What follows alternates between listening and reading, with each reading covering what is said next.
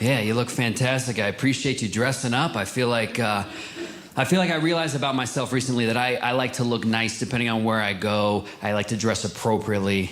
Even shopping, like the store that I'm going to, right? You might have like a Walmart level outfit, right? And I mean, you just run and get a few things. And then you might need to step it up. You got like a Whole Foods or something. You're gonna put some jeans on. All right, you want to look a little bit nicer. That's when I realized one of my favorite stores to go into is Home Depot. Yeah, because not only do you not have to look nice, like the dirtiest person in there gets the most respect. Yeah, you can't go in there looking too nice, right? You got like a button up on, you got some slacks, you got dress shoes, you go in there. People are like, what is he, from corporate? What's he doing here right now? Right? Nobody thinks you have any skills if you look too nice. But you go in there, you see guys like ripped jeans, covered in drywall dust, he's got sawdust in his hair, paint in his ear. All the other guys are looking at that guy like, that's the guy. Yeah, he's doing it. That's like the king of that Home Depot. I would argue, in fact, if you need help, like don't look for the person in the clean orange apron. Not that you'd ever find him. No, you look for the dirtiest old man in there. That's your guy. You got a project, you're like, hey, sir, excuse me, sir. Hey, what kind of flange do I need for? I'll tell you what kind of flange you need. You're like, I know you will. You're filthy. That's why I asked you. I'll tell you what's wrong with America, too. No. Just the flange. You've done enough. Yeah, I feel like all I do is run errands. I'm always out and about. I had to go to the post office recently. I had to buy stamps. I don't know, something about buying stamps always makes me feel 1,000 years old. I don't know what, I'm always shuffling in there like, you got war bonds? Gotta support the boys in the Pacific. I don't know, I had to ship a package though, and I was getting real big mob boss vibes. I don't know if anyone's been in there recently. I had to ship a package, it was $45.78, right? And the guy goes, $45.78. He said, would you like delivery confirmation? And I said, are you gonna send the package? And he said, yeah. I was like, we're good. Yeah, I thought we just covered it with this transaction. Like, I paid you money, you're gonna send the package. He goes, no, would you like, for another $6, we'll like guarantee its arrival. And that felt a lot like extortion to me. Yeah, all of a sudden his voice changed. He was like, I don't know, for $45.78, like maybe it doesn't get all the way there. I don't know. Maybe for another $6 it does. I don't know.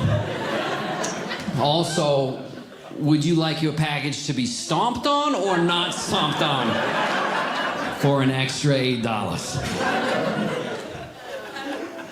Then I went into a coffee shop. and I got a coffee, and then I went to pay for it, and I had to ask a question that in my head sounded logical, but when it came out of my mouth, I sounded like a crazy person.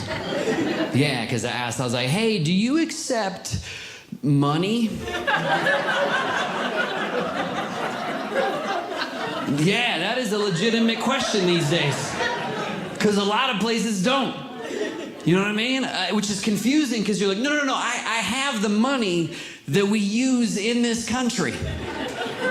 And a lot of times they're like, no, we don't want that. You better tap it, chip it, or swipe it.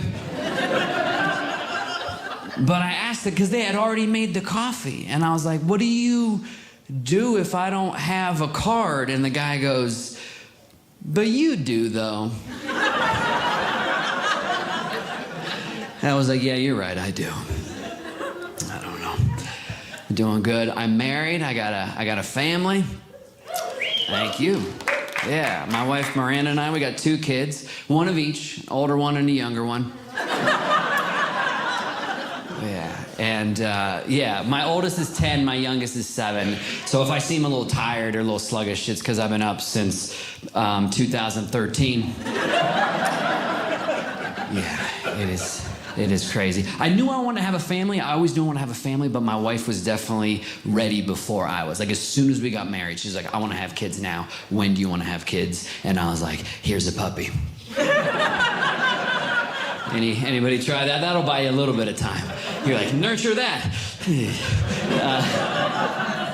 But she was like, I want to have kids now. When do you want to have kids? And this is a real conversation that I had with my wife. I was like, we could have kids now, or, and hear me out. I was like, what if we wait 5 years and adopt a 5-year-old? Checks out, right? I'm like, it'll be like we had a kid right now, but we will miss all of the hardest stuff. Right? She wasn't buying it. She's very DIY. Yeah, she wanted to make her own, which luckily I didn't have to ask for help at Home Depot. That would have been awkward.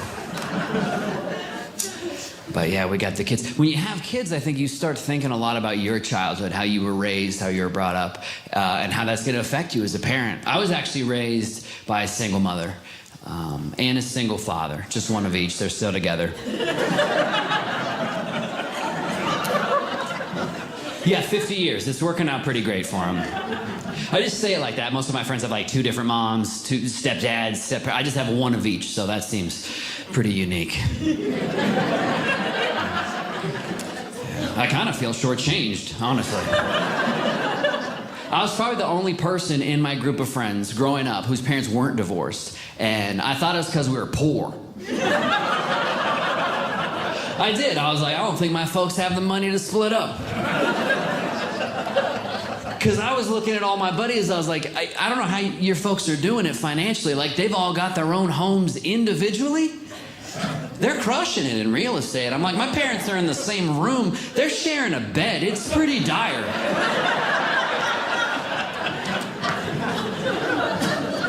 They were so confused. They're like, so they're roommates? I was like, I think they love each other. I don't know. It's weird. It's different.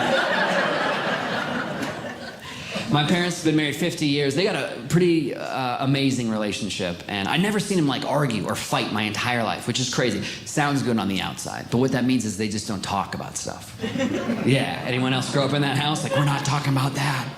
Yeah. I spoke to a counselor about this, and she said what your folks do is they minimize and they practice conflict avoidance. Yeah. I recently confronted my dad about this. I said, Dad, you know what you and Mom do is you avoid conflict and you minimize. And my dad said, well, first of all, that is not that big of a deal. And second, I don't want to talk about this right now. So that's where we're at with that. We're working on it. I love having my own family. I love having the kids. I work a lot of nights and weekends, obviously, but I'm home a lot during the day. I pack all the lunches for school. That's what I do. Parents, you can use this if you want to. This is what I do. Like Monday through Thursdays, I will cut all of the crusts off their sandwiches, but then on Fridays, bam, I'll hit them with all crusts. Yeah, what do you think, I was throwing that bread out? No, that's good bread. With inflation right now, trying to stretch that bread dollar a little bit. Yeah. I remember the first Friday I did that, my son came home. He's like, what is this? And I was like, oops, all crusts. Yeah, if Captain Crunch can do it, so can we. And I was like, now finish your apple skins.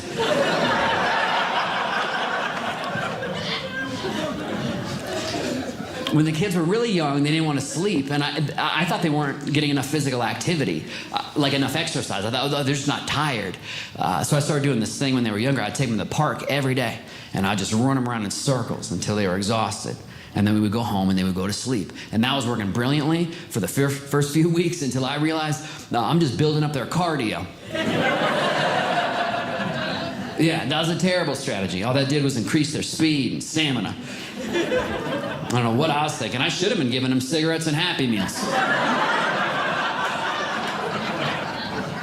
Yeah, that'll slow them down. We know that works. That's data-driven, right? A little heart disease, a little diabetes, that'll tucker them right out. Obviously, I'm joking. I love my kids. I would never give them McDonald's. Or cigarettes. They don't want cigarettes. Vapes. That's what the kids want these days. The vapes, I think. I don't know. I would never. Yeah, this is my favorite moment from the holidays. We had carolers come to our door, and my kids had never seen carolers before, right? So we get a knock at the door, we all come running over. We open the door, and there's a group of folks standing there, and they're like, "Hark the herald angels." And my son just stared at him for like 3 seconds, and he goes, "Alexa, skip."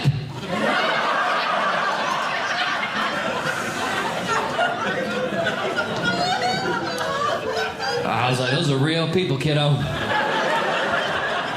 They didn't miss a beat. They were like, "Jingle bells, jingle bells." Well played.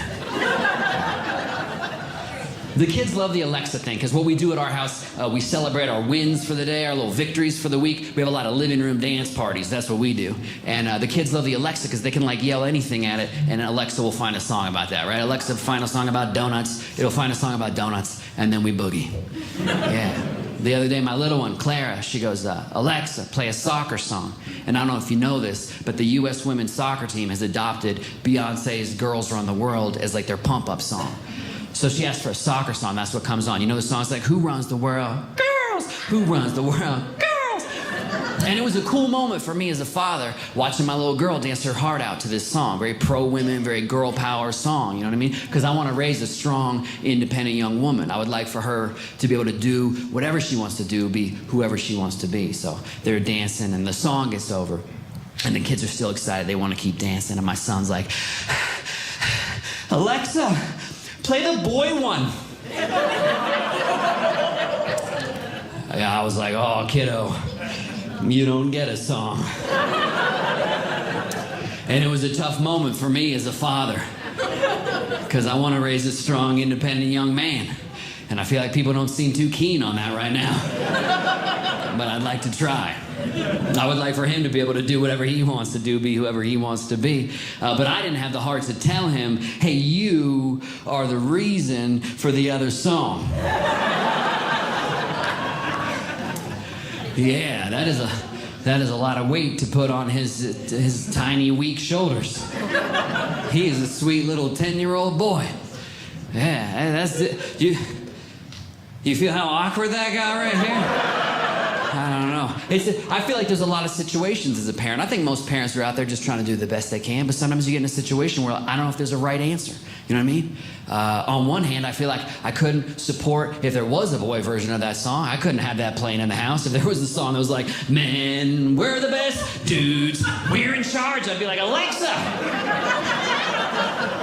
Right, I got a 10-year-old with a 7-year-old little sister. I can't have him walking around the house and bossing like, "Make me a sandwich! Cut those crusts off!" So obviously I can't support that. But on the other hand, I can't tell him the real reason. I can't be like, "You don't get a song because right now men actually run the world." That's my point. There's a little tension right there. That's the point of the other song. Topple the patriarchy, get some equality. That's what I'm for. Feel how weird it got right now? Yeah, I'm in a room full of adults, and you can barely handle this. I'm trying to explain this to a 10-year-old. I was like, "Listen, kiddo, it is complicated. I will do my best to explain it while I finish folding your mom's laundry over here." Oh my goodness, she's gonna be home from work soon. I better get dinner going. And then I will tell you about how men run this world over here. That's how we do things at the Boeh household. I don't know, we're doing the best we can. 12 years of marriage, like I said, and I don't know a lot about it. I know the little things are important. I don't know that's important. And I travel a lot. I realize like the little things when you travel, that's what makes it bearable. And that can be important in a marriage too. Like when I travel, I want to make it clear, like I'm not fancy. Like I've never purchased a first class ticket, but I fly a lot. I get bumped up sometimes. Anybody else get bumped up to first class or fly first? You get that hot towel service? Anybody? Oh, yeah. Yeah, I see that nod, that recognition. It'll make you feel fancy real quick. A little hot towel. I remember the first time I got a hot towel, I was excited. They came down the aisle, "So you want a hot towel?" "Yeah, I want a hot towel."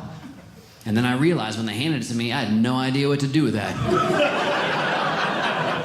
This isn't common knowledge. I never took an etiquette class. They don't teach this anywhere. They said, "You want a hot towel?" "Yeah." And then I had it, and all of a sudden, I was looking at everybody else in first class. Hopefully they've been here before. I felt like I was cheating on an exam. I was like, "What'd you get for number one?"